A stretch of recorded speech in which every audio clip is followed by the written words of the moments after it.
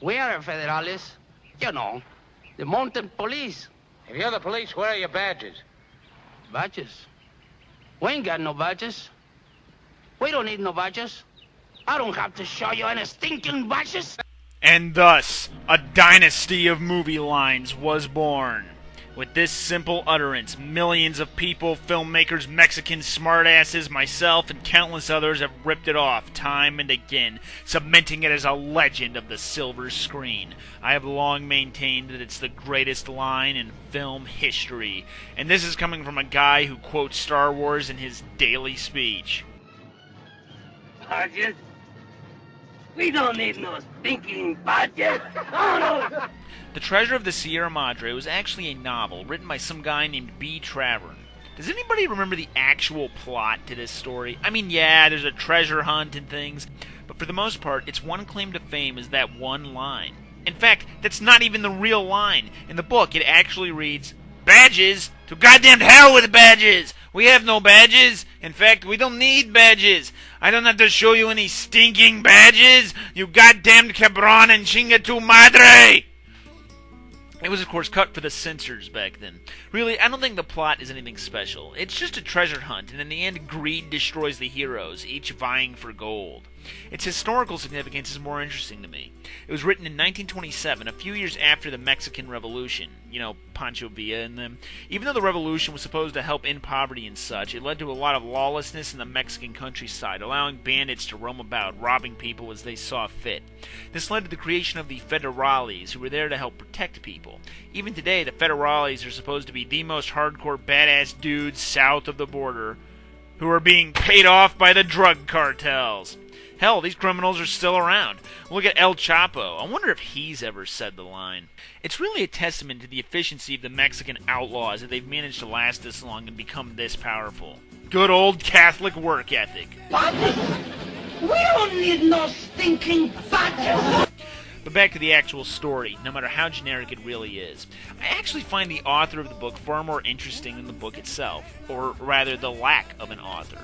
B. Traven long maintained, "My life is for me, only my books belong to the public," and as a result, very little is definitely known about him. The only thing for certain is that he lived deep down in Mexico, eating salsa in the jungle.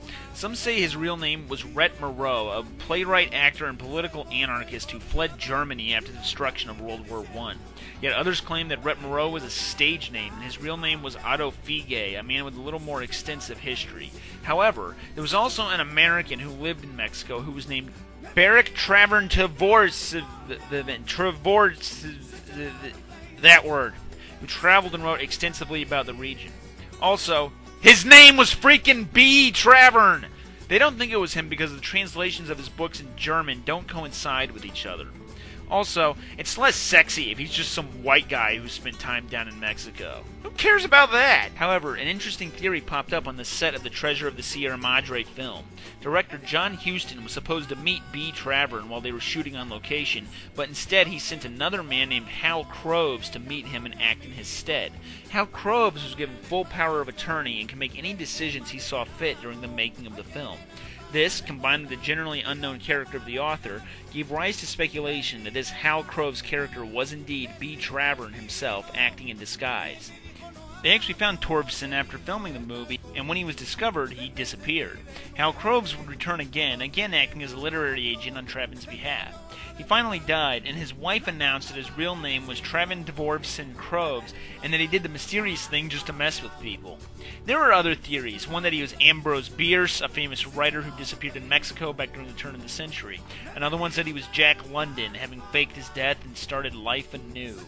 Yet another claimed he was the bastard son of Emperor Wilhelm II, and wasn't killed for some reason. It's like any conspiracy theory. The lack of evidence fuels people's imagination. But let's talk about the actual movie itself. It was directed by John Huston, who would go on to be one of the most prolific directors of old Hollywood, helming such epics as The Maltese Falcon, The Asphalt Jungle, The African Queen, Prizzi's Honor, and numerous others. He got around. You might have heard of his daughter, Angelica Huston, whom he directed in a film that won her an Oscar. She was also known to prey upon the flesh of the innocent. Don't torture yourself, Gomez. That's my job. Not only did he direct his daughter, he also directed his father, Walton Huston, who also won an Academy Award for his performance. And what was that movie? The Treasure of the Sierra Madre, of course. Yeah, he actually directed his old man, getting him to play a crazy old codger. But of course, the main lead was played by none other than the inimitable, chain-smoking, rough-around-the-edges, having it all with Lauren Bacall, Humphrey Bogart. This was back when men were real men, and really smoked themselves to death. There was also a couple of other assholes that no one will ever remember. So you did, Dobbsy. And I always meant to pay you back. Yeah, nice try, guys. But even Bogey wasn't the main star of the film. Not even his charisma is what propelled it into the stratosphere. It was the work of Alfonso Bedoya, a Mexican actor who said the words that would be remembered throughout history. He apparently had a wandering childhood about which not much is known. Kind of like another guy in this video. And got work as a Mexican in many American films. He also supposedly starred in over 175 cheap Mexican films. I didn't realize they had films in Mexico. Anyway, looking over his Wikipedia page, I see he was in another film I actually saw called The Border Incident, which is a film from the 40s about Mexicans sneaking into the country illegally and the cops' attempts to infiltrate them and put a stop to it. Man, the world was so different back then. Also, apparently Ricardo Montalban was in this film. Well, there's only one thing to say to that.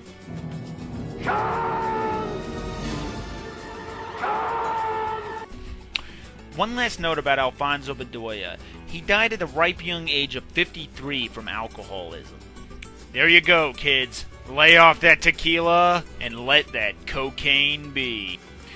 One of the things I thought about the Treasure of the Sierra Madre is, was it a Western? I mean, did it really have the Western conventions? Sure, it's set down in Mexico, in the west of Mexico, but it doesn't really need to take place in America, or at the very least take place in the olden times of six-shooters and horses in a lawless land.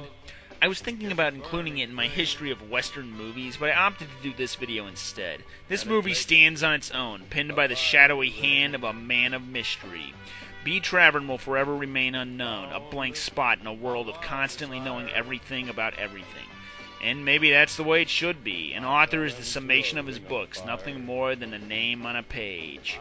Like Homer or even Salinger, men who crept away from the false idols of fame and fortune because, frankly, they don't need no stinking badges. They say you need a crew picked by them. I say we don't need no stinking badges. And that is badges. We don't need no stinking badges. Hey man, this is Indian Curry. Where are your badges? Badges? We don't need no stinking badges. But we got papadums. Badgers? Badgers? We don't need no stinking badgers! Show your badges. We don't know nothing about no stinking badges. We don't have to show no stinking badges! Hey, I don't need no sticking badges. Badges? Badges?